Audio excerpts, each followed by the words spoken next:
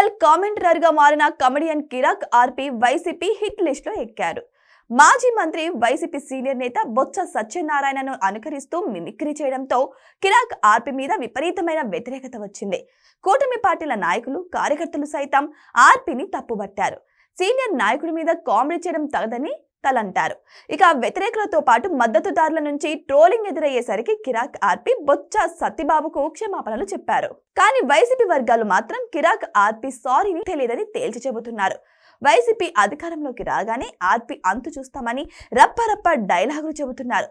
ఇక్కడే కూటమి పార్టీల నాయకులు, కార్యకర్తలు వైసీపీని చూసి నేర్చుకోవాలని పరిశీలకులు భావిస్తున్నారు. అధికారంలో ఉండగా వైసీపీ నాయకులు, టీడీపీ అధ్యక్షులు చంద్రబాబు, జనసేనాని పవన్ కళ్యాణ్ ఎన్ని బూతులు తిట్టారో అందరికీ తెలుసు. అందరూ విన్నారు, చూశారు కూడా. కానీ ఆ బూత్ బ్యాచ్ మరీ ముఖ్యంగా వాళ్ళతో బూతులు తిట్టించి రాక్షసానందం పొందిన సైకో బాసులు ఇప్పటికీ దర్జాగా తిరుగుతున్నారు. మరిన్ని బూతులు తిడుతూ, తిట్టిస్తూ రెచ్చిపోతున్నారు. ఇక మాజీ మంత్రి, వైసీపీ నాయకుడు అంబటి రాంబాబు ముఖ్యమంత్రి చంద్రబాబును ఎంత దారుణంగా తిట్టారో కూడా జనాలు విన్నారు. ఈ బూతు నేత రోతకూతలకు వ్యతిరేకంగా బ్లూ మీడియా మేధావులు ఒక్క మాట కూడా మాట్లాడరు. పైగా ఆయన సారీ చెప్పాడు కాబట్టి సన్మానం చేయాలని అంటారు.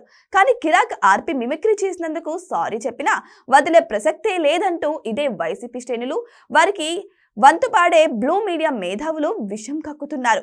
ఏ టాపిక్ మీద ఎలా రియాక్ట్ అవ్వాలి, ఎంత సీరియస్ అవ్వాలో వైసీపీ వాళ్ళని చూసి కూటమి పార్టీలు నేర్చుకోవాల్సిన అవసరం ఉంది. లేకపోతే బూత్లను కూడా ఆశీర్వచనాలు అనుకుని సంతృప్తి పడే మైండ్ సెట్ అయినా డెవలప్ చేసుకోవాల్సిన దుస్థితి వస్తుందని కొంతమంది తెలుగు తమ్ముళ్ళు ఆవేదన వ్యక్తం చేస్తున్నారు.